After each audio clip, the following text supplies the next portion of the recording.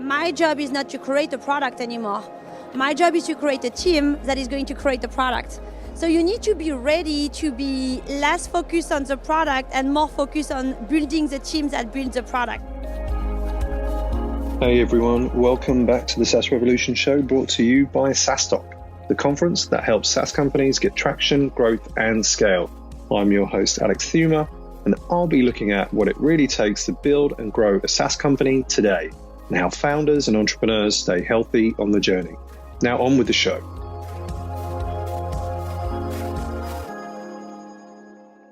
Welcome to another live edition of the SaaS Revolution Show. I'm your host, Alex Theuma, CEO, founder of SaaStock. We are at SaaStock 2023 in Dublin, day one, and I am joined by Lucie Buisson. Buisson, okay, who is the Chief Product Officer at Contentsquare. Welcome, Lucie. Thank you so much for having me. No, great to have you. And as we were saying before we kind of kicked off, you've literally just flown in from New York. But the adrenaline is keeping you going. Very high. Very high. Good. High on SaaStock drugs, but not really. No, the energy of the event is really good. Yeah. Good. No, it definitely helps. It definitely helps. And you spoke earlier today. What did you speak about? What was the topic? We talked about multi-product strategy and how to start building. Why starting building a multi-product strategy? When to start, and etc.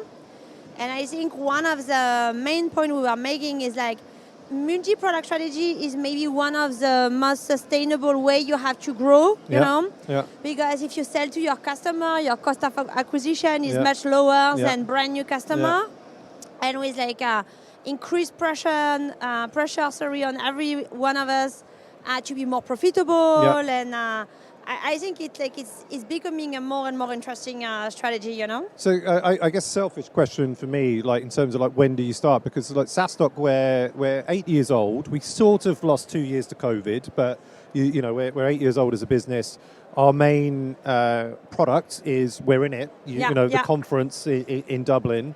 And we launched a second product, actually sort of like towards the end of COVID, which is our memberships product. And you know, we do find, whilst it's going well, there are complexities in, I guess, having a second product. The team initially being really kind of focused on events. Now we've got a different service and a different product. Getting the resource, you know, like how do we do that? You know, who do we hire first within the team? And like, you know, is it marketing to build up the leads, etc. So definitely there have been some challenges, and like wondering, like like how do you solve some of the challenges, but also like you talked to or you mentioned a little bit about like when is the right time. It's something that you probably spoke about. And so when is the right time? Do you think, certainly as a SaaS company, that you have to be at a certain ARR to bring in product number two? Yeah, completely. And I think you're completely right. I think it's a question of ARR. For me, it's really a question of market fit also. You need to make sure that your first product is generating traction and retaining customer, and like that you have validation from the market on this product is actually solving a real need.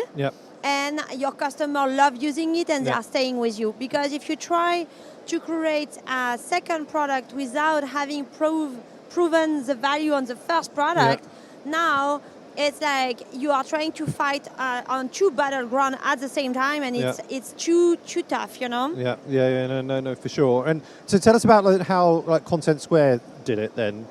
So what was the ARR for Contentsquare for product number two? What was product number two? Obviously, you said your customers must have told you they wanted it. And it also, maybe, and this is probably sort of later, I mean, sometimes you actually acquire that product as well. Exactly. And so Hotjar was a company that you acquired. Yes. But what product number was that? So a few questions there. Sorry about that. No, it's okay. So for Contentsquare, it was, Contentsquare is 12 years now. Yeah. I've been with the company 10 years. Okay. And when I started is when we were having our first self-service offer, because initially Contentsquare was already creating its own product, collecting data. We are on a digital experience analytics platform for those who don't know. And but we were doing mainly consulting for our customer. So when I started is when we started having like self-serve customer. And the 3 first years were really about how do you go from a product that is used only by your own data analyst to make ad hoc analysis and ad hoc recommendation to a product that can be used by practitioner, and that you can use on a daily, on a weekly basis instead of once a year or twice a year to create a roadmap. So 3 first year were really about creating the product market fit, and then we started the geographical expansion. This is when we had our first big round of founding, and we opened our office in the UK and then in the US.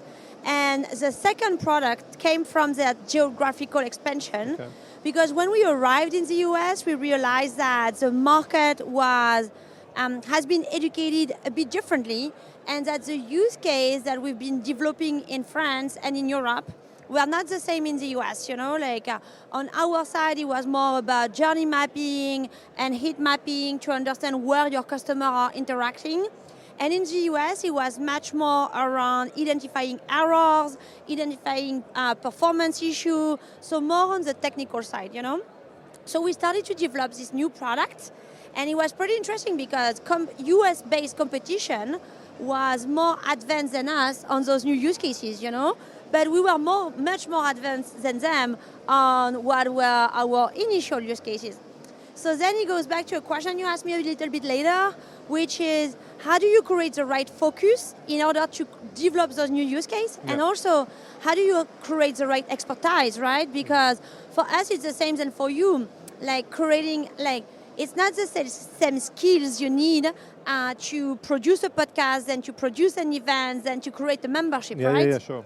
So for us, it was the same. It's not the same skills to be able to build a product for marketers than to build a product for more technical teams. Yeah. So there is a huge part which is building the right team, getting the right skills in, but also setting the right direction for your team. An example I was sharing this morning is at Contentsquare, the product team is evaluated against weekly active user. Yep. So our North Star metric is weekly active user.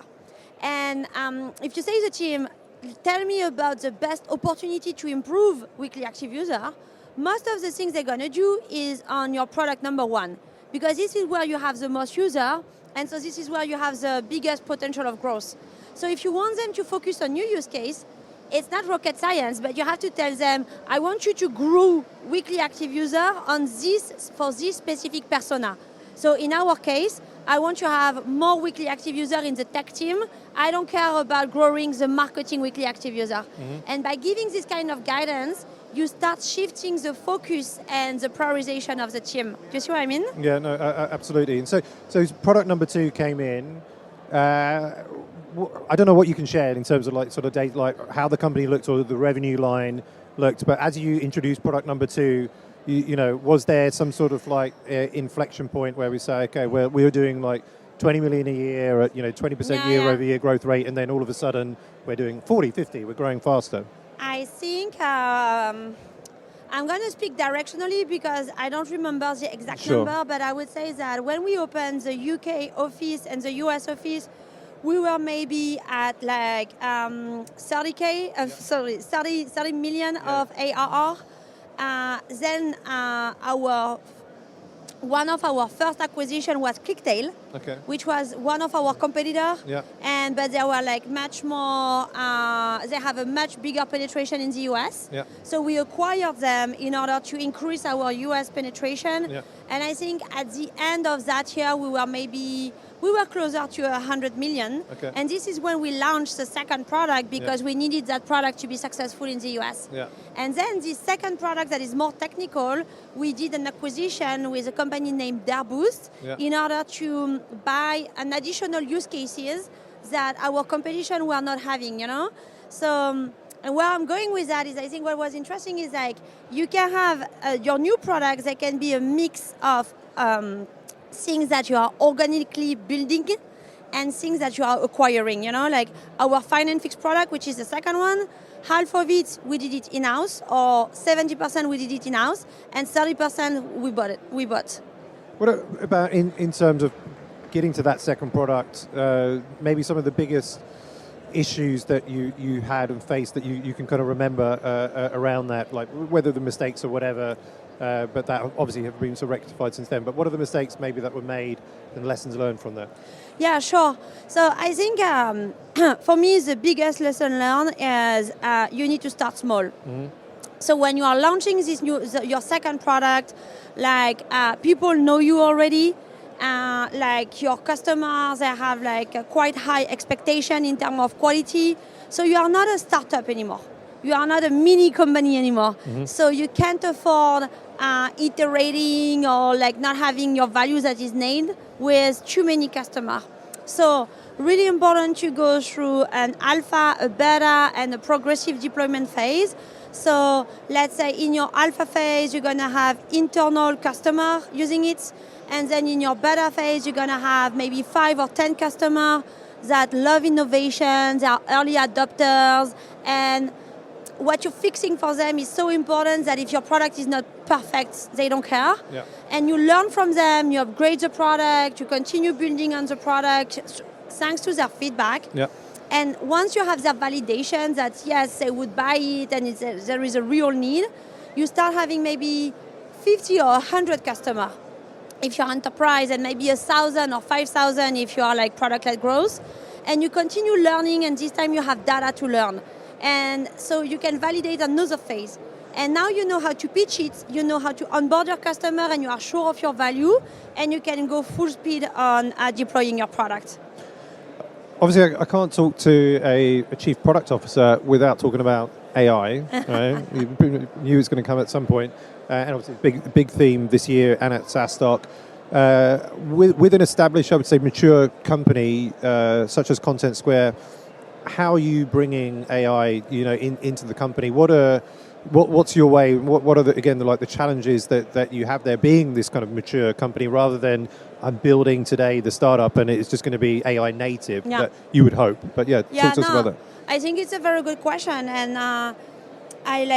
I see where you're going with this question, and I think this is so important, because if you look at generative AI, it's not yet perfect. Yeah, yes, it has hallucination. Yes, it's not always the right answer, and etc. But at the end of the day, people who know how to use it are going to be 100 times more efficient than people that doesn't know how to use it. And if you don't practice and you don't train yourself into using it, you will never be good at it, And someone shared this analogy with me, and I think it's very, very true. We can look at Gen AI as a calculator. It's not because we introduced calculators that we stopped learning math, and we become much better at math, and we went way much further into understanding math since we have the calculator. But if you don't know how to use a calculator, you are on the side of that doesn't know how to do math at all, So the way we're doing it at Contentsquare is we created a team, we created a task force that was dedicated to evaluate all the use cases possible, because we can use generative AI within our own product to help our customer, but we can also use it into our Confluence pages to get faster answers. You can use it also, like SDR team can use it to send better email, Yep. So there are so many use cases that you can get. So our approach was, instead of trying to train every single people at Contentsquare, that would be expensive and not really efficient, let's have a task force. Let's identify the most interesting use cases for us, the ones that really add value, because you want to avoid using Gen AI just for everything because it has a price. And then once we have identified a use case and prove the value of that use case, deploy it with more people in the organization. Does that make sense? Makes sense. I'm going to give you 2 more questions from me, and then if anyone in the audience does have a question, we'll go with 2 questions from the audience if there's anything. So I guess as Chief Product Officer, you're at the top of the product career ladder. What advice would you have in terms of like how you got there, and for others that may be kind of thinking of they're on that career path and getting to Chief Product Officer? like I can speak about my own experience, but I don't know if it's like the general case. I started on the customer success side at Contentsquare, and at that time we did not have a product team, and our tech leader, our CTO, convinced our CEO and founder that they needed someone in between, and they just asked me if I wanted to do that product role, and I said yes. So, and I didn't know what was product at that time. I didn't know the difference between CSS and HTML. So I think product is such a new job that you should not be afraid or ashamed of going into product, If you love customer and if you love complex problem and if you like technology, you're going to thrive in product. So I would really say take any opportunity. And in terms of if you already are a product manager and you want to become a product leader, I think the main switch you have to do is to realize that my job is not to create a product anymore. My job is to create a team that is going to create the product. So you need to be ready to be less focused on the product and more focused on building the team that builds the product, And at the end of the day, it's not the same job. So I would say that my job is amazing. I love it. I love building organization and I love the strategy part in it. But sometimes I miss being an IC also, and being a product manager creating value on a daily basis. Yeah.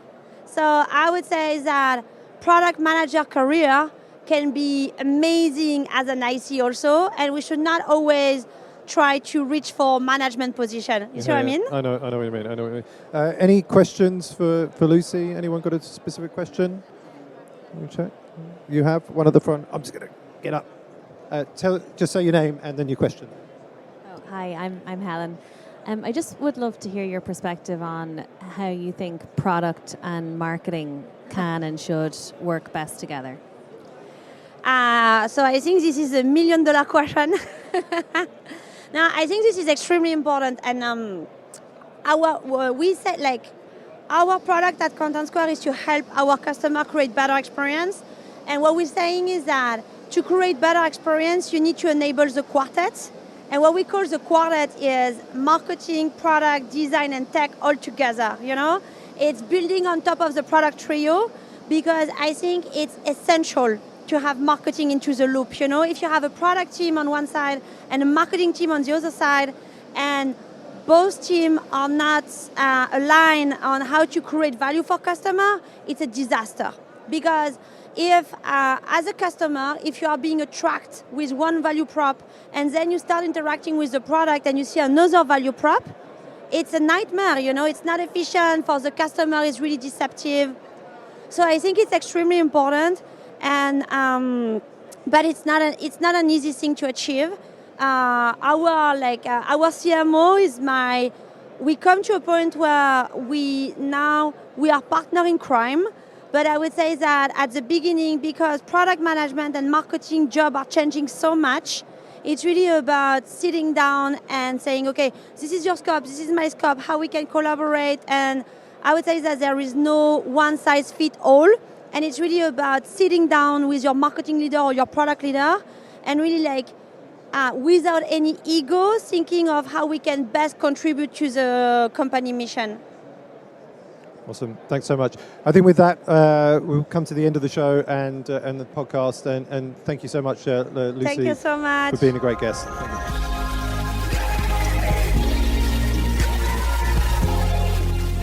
Thanks for tuning in to this week's episode of the SaaS Revolution Show. I hope you enjoyed it. And if you learned something from it, check out SaaStock.com/events to find all the upcoming SaaStock conferences around the world. Want exclusive SaaS content and actionable insights to grow your SaaS? Join our community of over 36,000 SaaS founders at SaaStock.com.